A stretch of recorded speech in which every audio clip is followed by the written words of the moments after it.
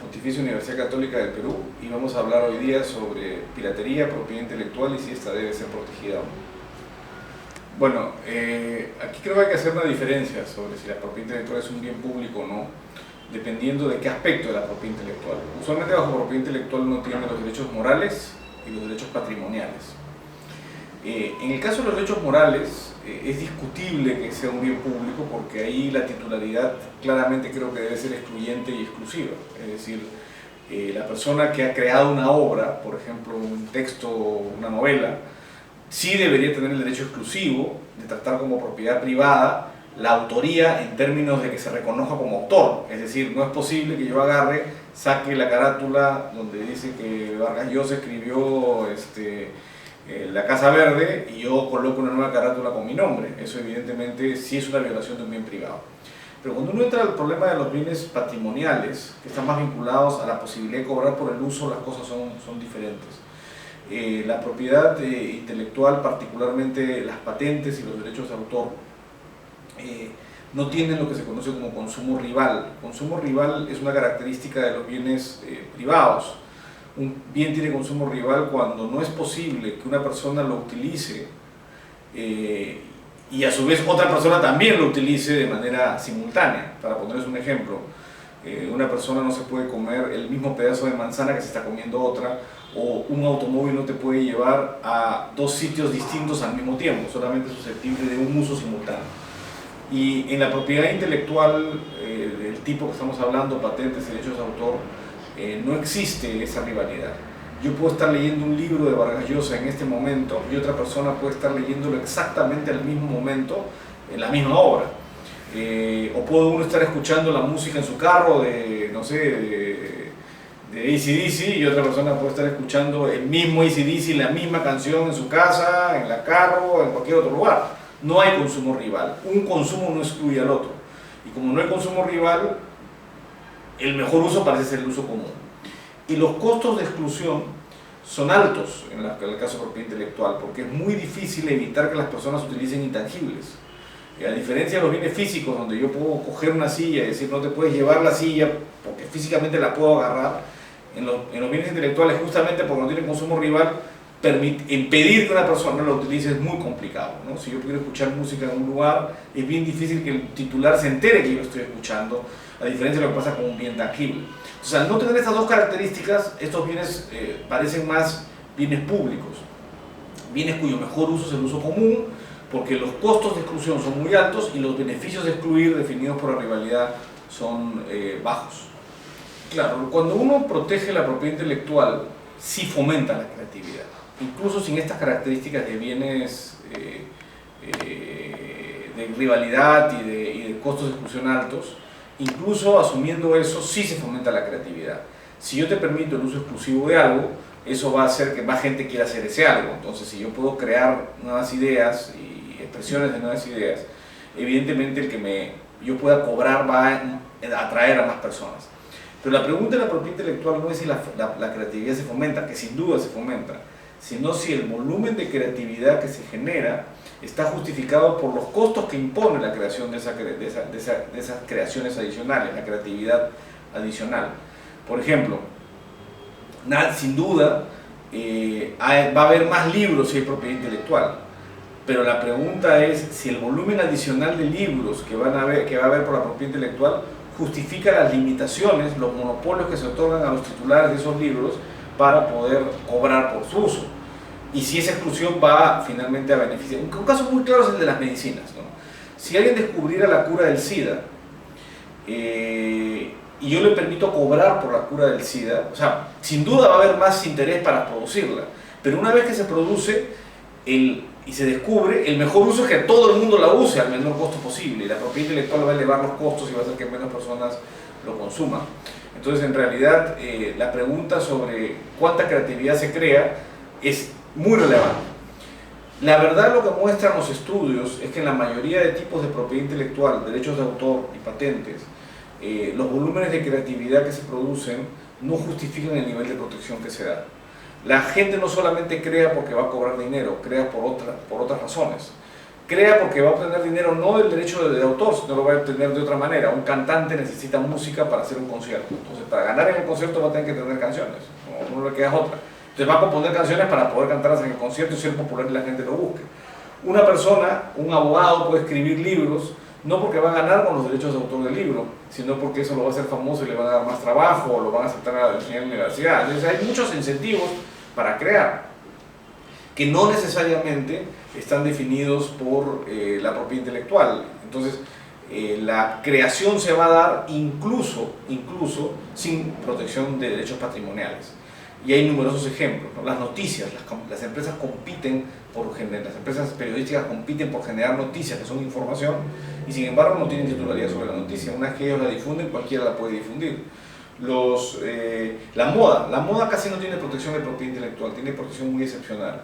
Bueno, si uno ve un mercado más innovador que la moda es difícil, se innova todos los días, los diseños cambian.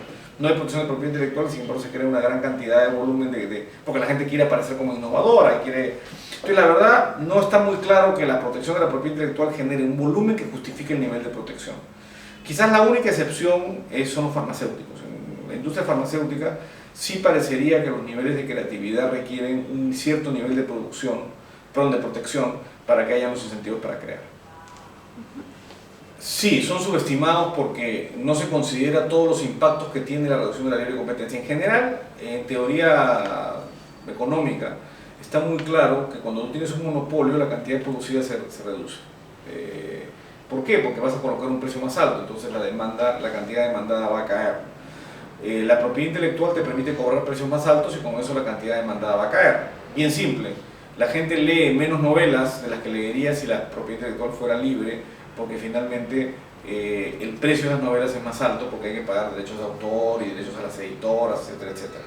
Si no hubiera esa protección, la gente leería mucho más, se podría reproducir mucho más. Entonces, en realidad, el que haya competencia por producir, por ejemplo, la misma novela, hace que los precios bajen. Al bajar los precios, más gente las va a leer, y ese es el beneficio que se está perdiendo por no aceptar o por limitar el acceso al consumo del bien a través de un mecanismo como la propiedad intelectual.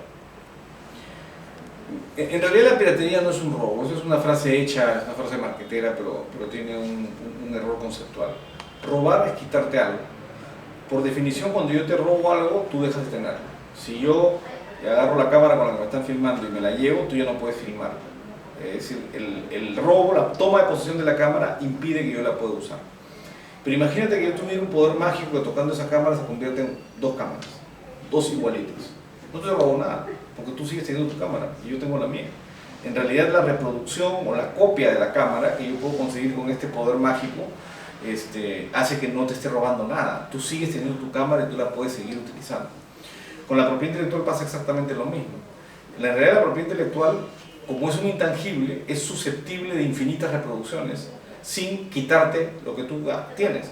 El cantante, compositor que ha compuesto una canción, puede cantarla eternamente a pesar que otros estén cantando al mismo tiempo. El que escribió una novela puedes leerla a pesar que otros la estén leyendo al mismo tiempo. La magia está en que esa magia sí existe en la propiedad intelectual, la fotocopiadora, copiar la música, digitalizar, etcétera. Todos esos mecanismos permiten justamente que tú puedas reproducirlo sin quitarle al titular lo que él ya tiene. Entonces no puede ser un robo. Cuando te roban, yo me acuerdo de una publicidad que sacaba Indecopy donde salías de comprar piratería y se habían llevado tu carro. Y decían, es igualito. No es igualito, porque cuando tú vas al estacionamiento no está tu carro, pero cuando tú pirateas un video, el titular sigue teniéndolo. Él sigue teniendo el video en su poder, la película él sigue poseyendo. Entonces es como si efectivamente se está calificando una figura que no es un robo, que la piratería no se protege a través de las reglas del robo. O sea, a uno no lo sancionan por la regla del robo, porque es de naturaleza totalmente diferente. A ver, creo que el Estado sí tiene un lugar, un espacio respecto de lo que sería la violación de derechos morales, ¿no? O sea, claramente, si alguien agarra mi libro y le cambia el nombre y lo publica como si fuera suyo, comete una infracción al derecho moral, como ha hecho Cipriani con los artículos de otras personas, eso es una infracción. Eso es claramente una infracción porque sí estoy tomando algo que sí es mío, la autoría sí es individual y ahí sí hay consumo rival, porque si yo hice algo, no puede ser que otro lo haya hecho, ¿no? Aquí se diferencia justamente los ejemplos que yo he puesto con las marcas. En el caso de las marcas, sí hay un consumo rival, porque si alguien más puede usar Coca-Cola para identificar gaseosas negras, estoy engañando a las personas, haciéndole creer que es fabricada por la misma persona. Entonces el derecho moral sí merece protección, y ahí yo creo que sí hay una política que el Estado puede desarrollar. En realidad, en el resto, una primera conclusión podría ser: no hay política pública porque eso no debería estar protegido. En todo caso, el fomento de la productividad se puede crear a través de la ejecución de los contratos, el respeto de la palabra empeñada, la creación de mecanismos que fomenten acuerdos que permitan generar propiedad intelectual. Pero en general, la protección de esa propiedad intelectual no parece necesaria. Hay, sin embargo, algunos supuestos en los cuales uno puede pensar que la protección de la propiedad intelectual puede tener algún nivel de beneficio en su esfera patrimonial. El ejemplo que mencioné antes, el ejemplo de los farmacéuticos. Parece que sí existe alguna correlación entre el nivel de protección y el nivel de creación que justifica algún nivel de protección. Entonces, ¿cuál es el rol del Estado? Identificar en qué casos se debe dar la protección. Y lo segundo, en los casos que crea que debe haber protección, ¿cuál es el nivel de protección? Usualmente lo que se hace es dar un nivel de protección exagerado. Pero la propiedad intelectual es rentista, no es eficientista. No se basa en la eficiencia de la creación, sino se basa en rentar sobre la creación, en que alguien pueda ganar lo más posible. Entonces, para poner un ejemplo, donde la protección es excesiva: si tú escribes un libro, tú tienes derecho a cobrar derechos patrimoniales hasta 70 años después de muerto. Yo les pregunto, si yo, para hacer una represa, una hidroeléctrica, que es una inversión muy grande, posiblemente pida un retorno de 20 o 30 años, y hago la inversión, yo pregunto, para escribir un libro, que significa invertir algunas horas de mi vida para escribirlo, ¿requiero que le paguen a mis herederos 70 años después que me morí para estar motivado a crearlo? Claramente no. Un incentivo mucho menor generaría posiblemente una creación muy similar. Posiblemente si tienes una producción de 1 o 2 años, estás más que protegido, más de lo que necesitas. Entonces, incluso aceptando la premisa de que la protección de la propiedad intelectual fuera necesaria, lo que el Estado debe definir es cuáles son los niveles de protección, hasta cuándo va a proteger, y establecer límites claros para evitar que efectivamente ocurra lo que ocurre hoy día, que se utiliza como un mecanismo para generar rentas y no necesariamente para generar creatividad.